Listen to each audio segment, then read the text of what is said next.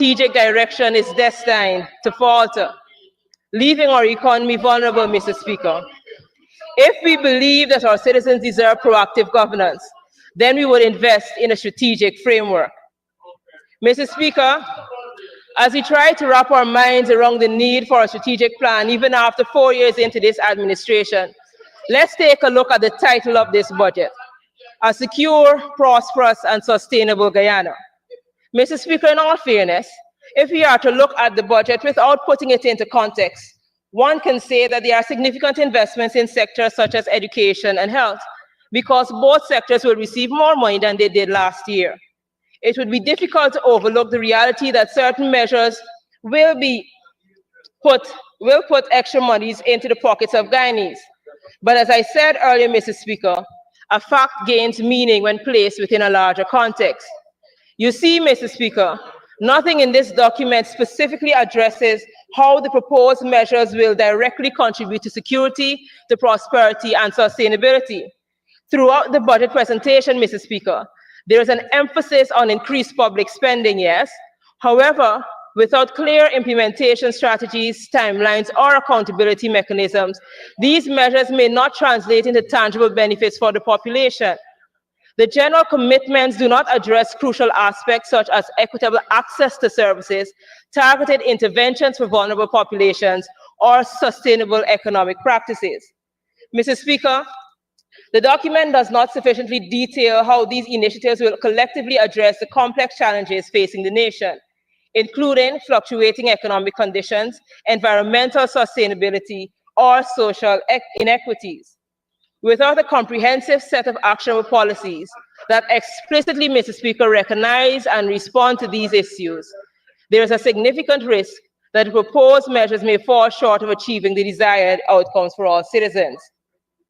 To give a specific example, Mr. Speaker, the information in the budget shows that the population growth rate in Guyana decreased from 0.4 in 2020 to 0.3 in 2024, suggesting a shift either towards stabilization maybe, or potential decline in the population size. This decline may stem from low birth rates and changing societal norms. If this is the basis, Mr. Speaker, for the 100,000 grant to every newborn, then more has to be done.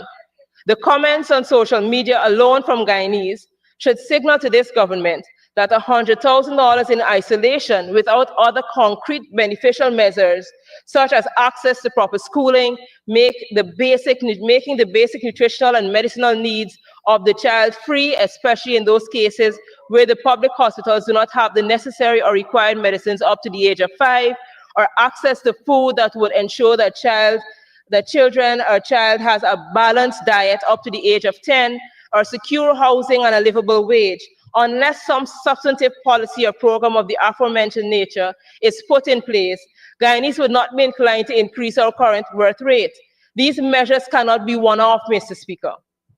Along with those measures, Mr. Speaker, to ensure that the citizens of Guyana live in a more secure, prosperous, and sustainable environment, several targeted policies and measures must be considered. First, Mr. Speaker, we note the one-off 100,000 cash grant that began last year, and persons still waiting for them this year. No one would deny themselves an extra $100,000. But we must be fair to ourselves and to the Guyanese population. A one-off 100,000 cannot be seen as a substantive amount of money to alleviate the current high rise in our cost of living over the last 4 years. Second, Mr. Speaker, while there are some current measures that attempt to diversify the economy, I believe that more concrete policies, programs cater to seriously diversifying the economy beyond the oil sector is necessary. Third, Mr. Speaker, we must see the importance of establishing partnerships with industries or apprenticeship and internship programs, giving students real-world experience and facilitating smoother transitions into the workforce.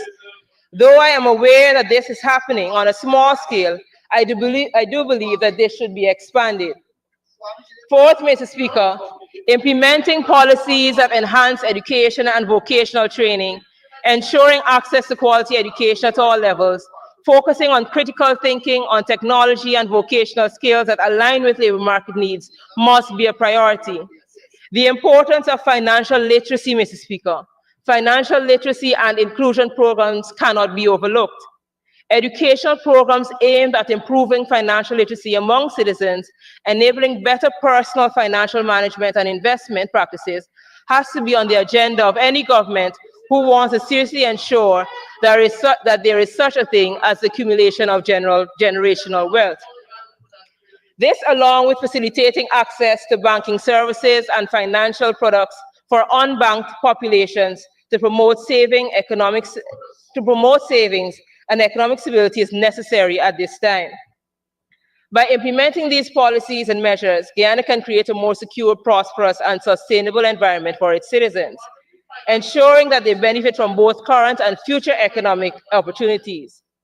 These initiatives would not only address immediate needs, but also lay the foundation for long-term resilience and growth.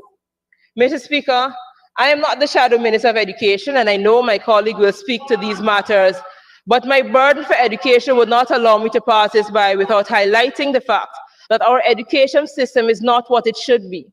We cannot, Mr. Speaker, we cannot be whining and dining ourselves at gold, diamond, and platinum balls, celebrating how much monies we have access to as a government, and be content with the negative trend that is currently permeating the education sector. Over the past 4 years, our matriculation rate has plummeted from 49% to mere 26%. This decline is alarming, Mr. Speaker, especially in light of the government's claim of progress, building new schools and increasing the percentage of trained teachers from 71% to 86%. While these efforts are commendable, and I must commend the Minister of Education for focusing on training our teachers, they are overshadowed by the reality that fewer students are completing their education. An educated society is the cornerstone of our future, Mr. Speaker, and this drop in matriculation threatens our collective progress. Mr. Speaker, as I continue to reiterate that a fact gains meaning when placed within a larger context, I turn my attention to the budgetary allocation of the education sector. Though at first glance the dollar amount given to education is more than last year or the year before, the fact in context is that the compounding the issue of matriculation is the reduction in our investment in education, which has decreased as a percentage of the national budget from 15.6 to 12.4%. This decline in funding directly impacts our ability to provide quality education resources to our children, hindering their chances of success. Mr. Speaker, we must consider the rising rates of severe and moderate malnutrition in our country. Severe malnutrition has escalated from a rate of 0.1 to 0.5 from 2020 to 2024. Just to give us some context, Mr. Speaker, of what has taken place over the last 10 years on this issue of malnutrition, when APNU AFC got into government in 2015, severe malnutrition was at a rate of 0.6. We did the necessary work, created and implemented the right policies, and the malnutrition rate was reduced to a rate of 0.1 by 2020. What this means is that the policies and programs that we implemented effectively target the problem of severe malnutrition. However, since the return of the PPP, both our severe and moderate malnutrition rates have both gone back up from 0.1 to 0.5 and from 0.5 to 1.4 respectively. This, Mr. Speaker, when the Minister with responsibility for finance, and I'm sure the Minister of Education will come to tell us how they have expanded the breakfast program across the country. Malnutrition directly affects cognitive development and learning capacity, further exacerbating the challenges our students face. This, Mr. Speaker, when there is so much chatter of the amount of food that is dumped after these myriad of events that happen throughout the year due to excessive ordering of food and a need to flaunt and brag, putting on a show for people while our children are going to bed hungry, must be recognized for the tragedy it is. It is imperative, Mr. Speaker, that we not only build schools and train teachers, but also address the underlying issues affecting our youth, including adequate funding for education and the nutritional health of our students. Mr. Speaker, efforts must be made to ensure that every child has the opportunity to thrive academically and physically, reversing this troubling trend and contributing to a more educated society. Mr. Speaker, as I turn my attention to the hardworking individuals who contribute to our national growth, specifically at this point our oil rig workers, It is imperative that we also prioritize the welfare of the individuals who make this industry thrive. Many of these dedicated individuals, Mr. Speaker, endure grueling work schedules, often working weeks at a time on the job, only to return home for the same amount of days without any financial compensation for their time off. This is not just a statistic, Mr. Speaker. It's a harsh reality for the Guyanese who sacrifice their physical well-being for the benefit of our economy. The backbreaking work they do on the rigs deserve recognition, and more importantly, proper compensation. The weight of this reality bears down on them, Mr. Speaker, causing anxiety and preventing them from recuperating fully during their well-deserved time away from labor. They should not have to scramble for jobs during their day-off days to survive. Instead, they deserve appropriate benefits, health benefits, paid time off, and fair compensation that reflects their valuable contribution to our economic landscape. They should receive compensation not only for the hours they toil, but also for the time they spend recuperating at home. We must ensure that they can live with dignity and without the stress of financial instability. Their days of rest ought to be just that, days to recuperate, to reconnect with their family, and to recharge for another rigorous stretch on the rig. It may be difficult for some of us to understand because if we are told the amount they make, it sounds like a lot more than other Guyanese are making. But when you divide it by the amount of time they spend on and off the rig, it would become clear that it's not as large as it appears. Mr. Speaker, as we navigate the oil industry, it is alarming to hear reports that Guyanese workers who are integral to our nation's progress may be subject to arbitrary salary limits. This not only undermines their contributions, but also raises serious questions about commitment to equitable economic growth. Each of our workers, regardless of nationality, deserves to be compensated fairly for their skills, dedication, and hard work. What compounds this issue, Mr. Speaker, is the unsettling reality that for the same roles, some non-Guyanese are reportedly being paid more than their local counterparts. This stark disparity creates divisions in our workplaces and a sense of injustice that resonates throughout communities. It is not just about wages, Mr. Speaker. It's about respect.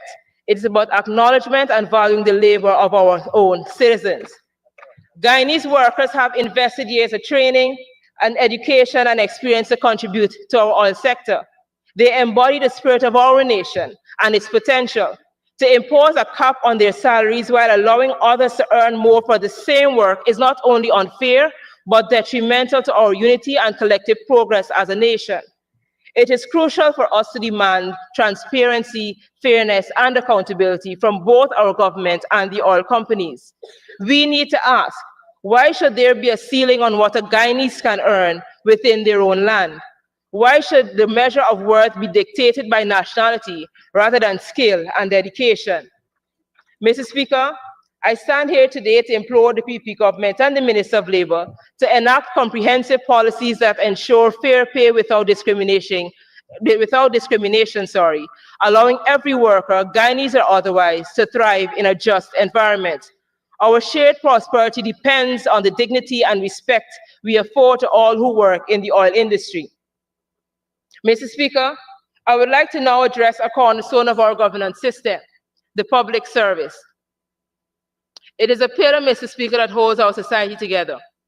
I have spoken year in and year out about the need for our public service servants to be treated more fairly, impacting everything from infrastructure development to essential services that our citizens rely on daily. The effectiveness of our public service hinges on a simple yet profound principle, the importance of professionalism in every role within it. As we stand at the crossroads of progress, Mr. Speaker, we must recognize the plight we face when unprofessional individuals are placed in positions of authority, when these individuals lack the knowledge, the experience, and competency necessary for their roles. It creates a ripple effect throughout the entire system. It places our dedicated professionals in a frustrating position, Mr. Speaker, as they are expected to report to those who may be ill-equipped to lead or understand the complexities of our operations. This dynamic not only hampers productivity, but also contributes to increased government wage bills without any tangible return on investment. When we fill our public service with individuals who do not have the requisite skills or understanding, we see projects stalled, deadlines missed, and an alarming lack of accountability.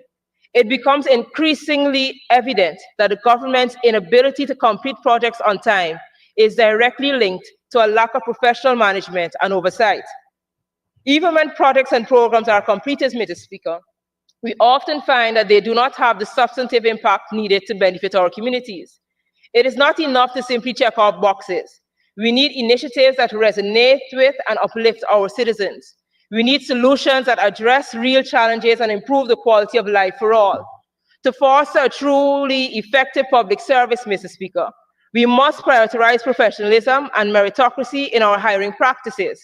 The public service should be a space where competence is valued above all else, where individuals are chosen based on their knowledge, experience, and leadership qualities, not their connections or affiliations, Mr. Speaker.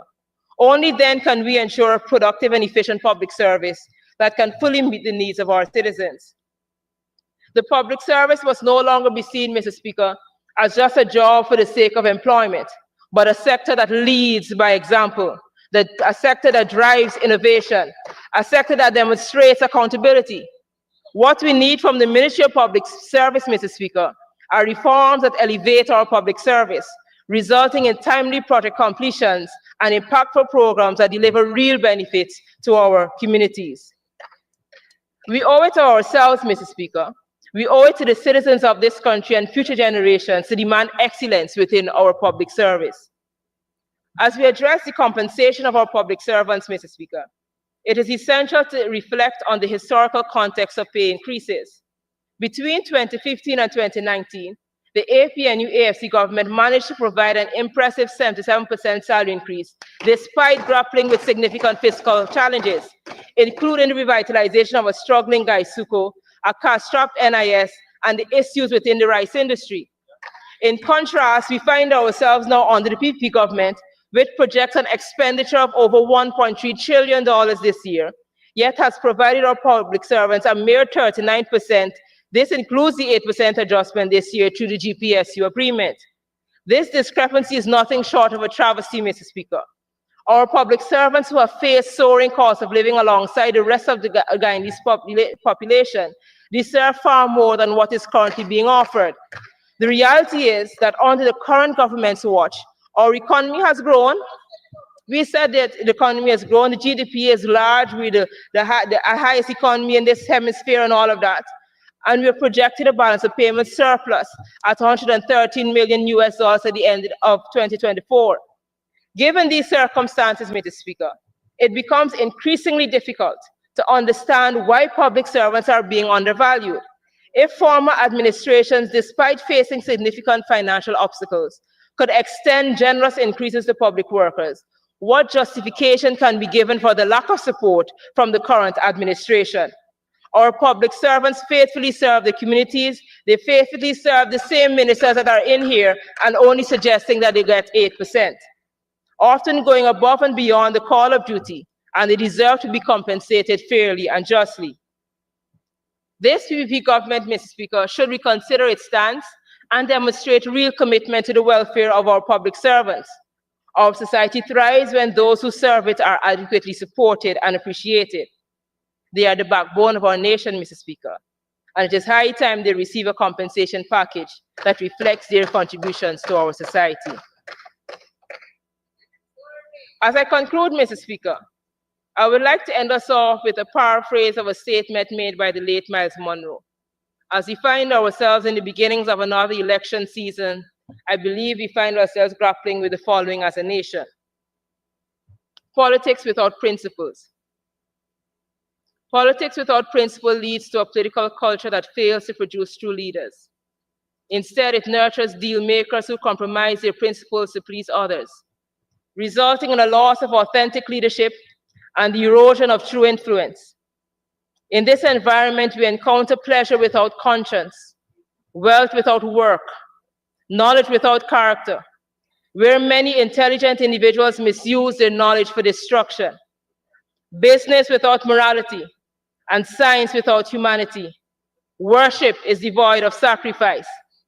When assessing whether we are leaders or whether someone qualifies as a leader, we should measure them against these 6 criteria. We have enough politicians, but what we need is leadership within politics. Many politicians, upon honest self-reflection, would realize that they are not genuine leaders. Rather, they are power-hungry individuals grappling with low self-esteem and poor self-concepts, attempting to compensate through their pursuit of power. There are too many politicians who fail to grasp the true essence of leadership, leaving the public searching for leaders among those who generally do not adhere to their own convictions. Politicians often focus on programs rather than a compelling vision, prioritize securing the next election over the welfare of future generations, and are preoccupied with promises rather than purpose. Consequently, they seldom discuss the concept of purpose, leaving the impression that politics is available for sale, rather than emphasizing authentic leadership.